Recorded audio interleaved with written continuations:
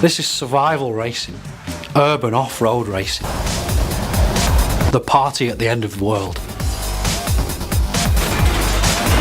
This is as rough and rugged as any previous Motorstorm, if not more so.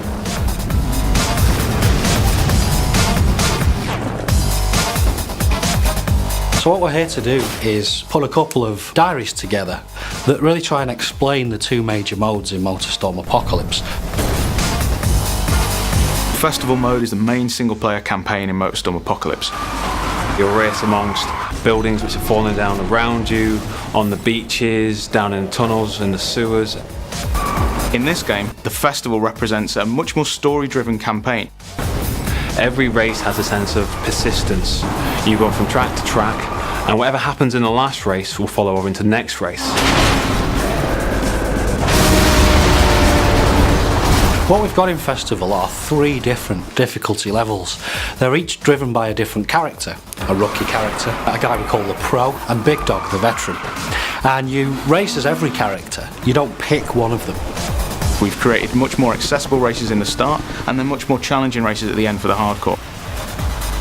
So Festival mode, we're aiming for probably around 7 to 8 hours of gameplay for a player that's familiar perhaps with racing games. But of course, there's much reason to go back and replay for the festival, because now we have a lot of unlocks and hidden items actually to find within the festival mode. I mean, we're aiming for somewhere in the region of 40 bespoke races, and that's more than we've ever had in the series before. If you play a lot of racing games, you'll know it's really important to be able to learn the track to get better and better at it. So whilst multi-events will play at the same time when you play through the same race, there's a lot of emergent possibilities. So players will experience certain levels of predictability that at least allow them to learn the tracks, but they're never too sure what's going to happen around every corner.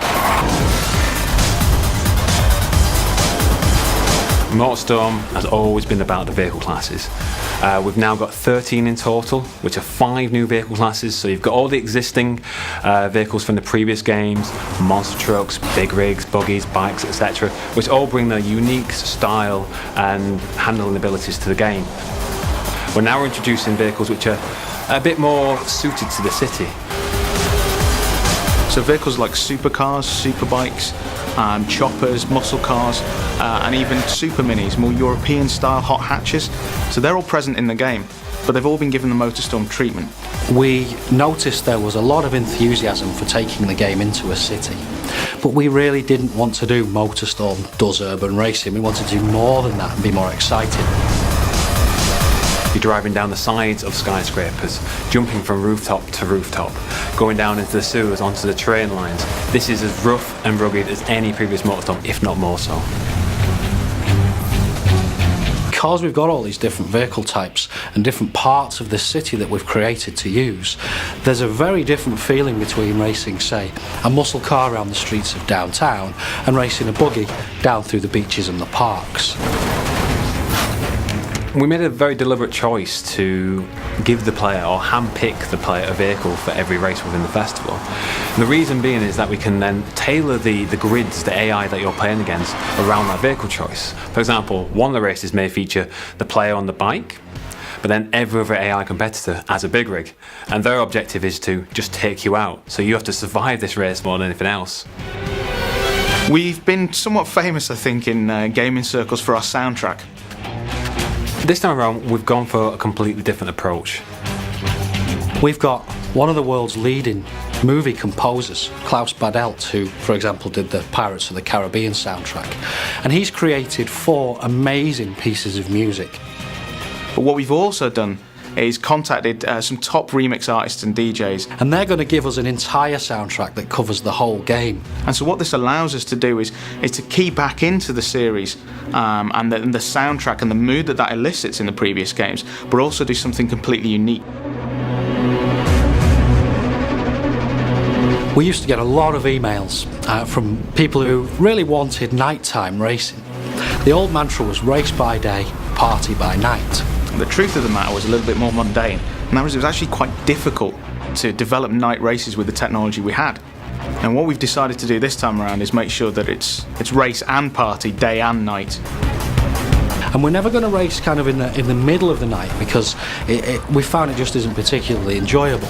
It's dark enough so that the headlights have a use, and it really makes the race feel different to how it would play out in the daytime. We've added life to the city in the form of a private military contractor and a bunch of crazy looters. You can run these guys over, some of them will attach themselves onto your car, the military will start firing rockets at you. They've got a huge arsenal of tanks and helicopter gunships to try and disrupt your race and to try and get you to turn around and head back out in the city.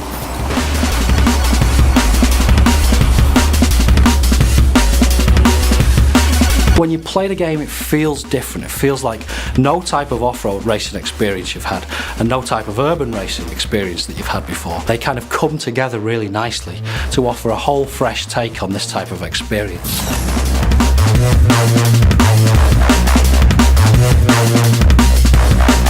We're now saying it's racing and partying. 48 hours of insanity before everybody has to get the hell out of the city.